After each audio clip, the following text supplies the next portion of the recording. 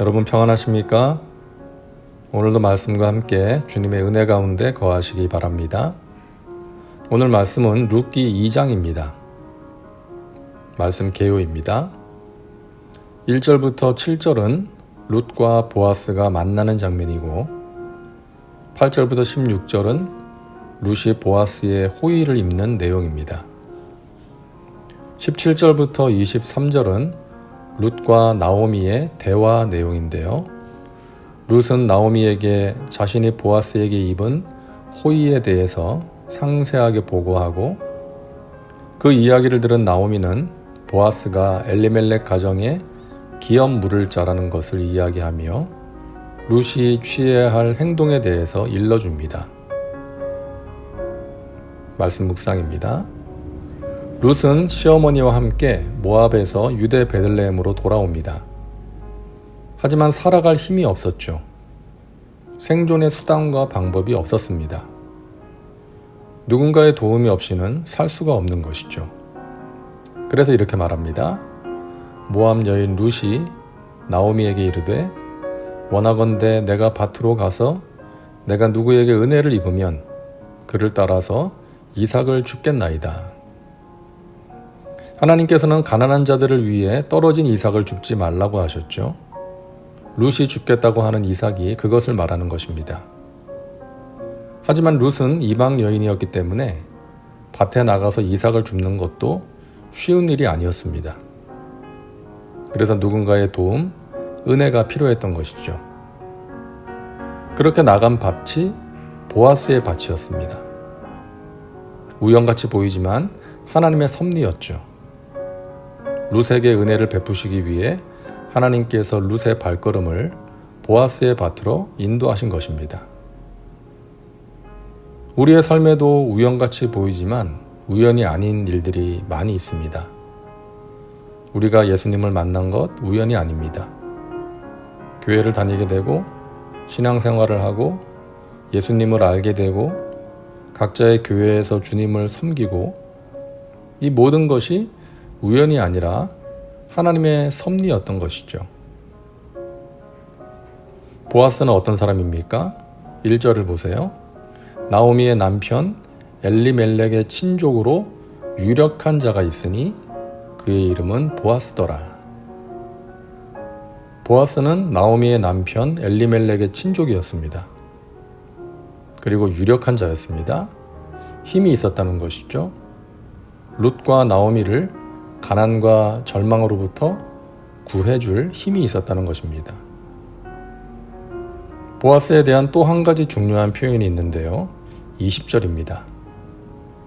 나오미가 또 그에게 이르되 그 사람은 우리와 가까우니 우리 기업을 물을 자 중에 하나이니라 하니라.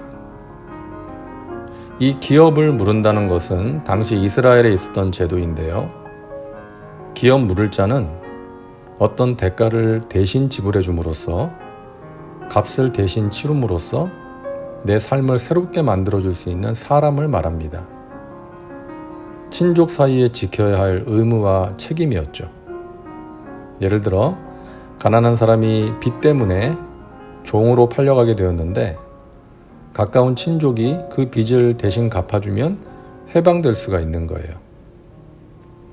그리고 내가 갖고 있던 땅을 어쩔 수 없이 팔았는데 가까운 친족이 일정 기간이 지난 뒤에 그 값을 치러주면 그 땅을 다시 찾을 수가 있는 것입니다.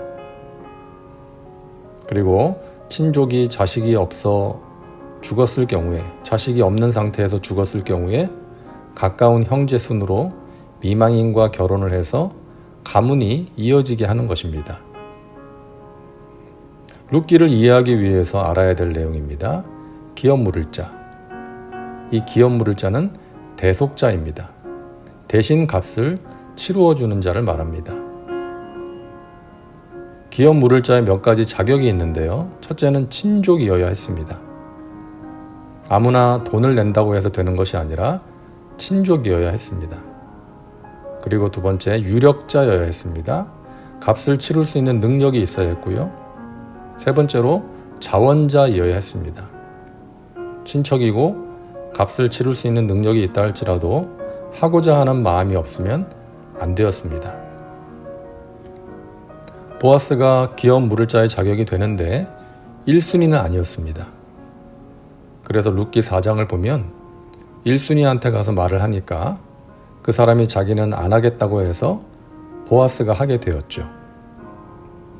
구체적으로 나오미와 룻에게 기업 물을 자가 해야 할 일은 그들의 땅을 사주는 것, 그리고 남편이 없는 룻과 결혼해서 가문을 잇게 하는 것까지 포함되었습니다. 보아스가 그렇게 하죠. 보아스가 왜 룻에게 그런 은혜를 베풀었을까요? 물론 친척이고 능력이 있는 사람이었기 때문이었지만 룻을 사랑했기 때문이고 무엇보다도 하나님께서 보아스를 통해서 룻에게 은혜를 베푸신 것입니다. 보아스가 말합니다. 야훼께서 내가 행한 일에 보답하시기를 원하며 이스라엘의 하나님 야훼께서 그의 날개 아래에 보호를 받으러 온 내게 온전한 상 주시기를 원하노라 하는지라. 야훼께서 그의 날개 아래에 보호를 받으러 온 내게, 이렇게 말합니다. 보아스는 룻이 시어머니를 떠나지 않고 끝까지 봉양하는 착한 심성을 가졌다는 것, 그리고 그와 함께 하나님을 사랑하고 신뢰하는 사람이라는 것을 알았던 것이죠. 그래서 자신이 그녀에게 은혜를 베풀어야겠다는 마음이 생긴 것입니다. 우리는 기업 물을 자 보아스를 보면서 예수님을 보게 됩니다. 우리는 주님의 자녀로 주님과 가족이죠. 예수님은 우리를 구속하실 수 있는 능력이 있으십니다. 유력자이십니다. 이 세상의 그 누구도 우리의 죄의 문제를 해결할 수 없지만 예수님은 우리의 죄값을 대신 치르심으로 우리를 구속하셨습니다. 그리고 예수님은 십자가를 외면하실 수도 있었지만 우리를 위하여 우리를 사랑하심으로 기꺼이 십자가를 지셨습니다. 여러분, 보아스가 룻을 구원한 것처럼 예수님은 우리를 구원하셨습니다. 우리의 죄값을 대신 치루어 주셨습니다. 보아스가 룻을 보호해주고 위로해준 것처럼 예수님은 우리를 지켜주시고 위로해 주십니다. 우리는 놀라운 주님의 은혜를 받았고 앞으로도 그 은혜를 힘입어 승리의 삶, 복된 삶을 살아갈 수가 있는 것입니다. 여러분, 예수님께서 여러분을 사랑하십니다. 여러분을 보호해 주시고 위로해 주십니다.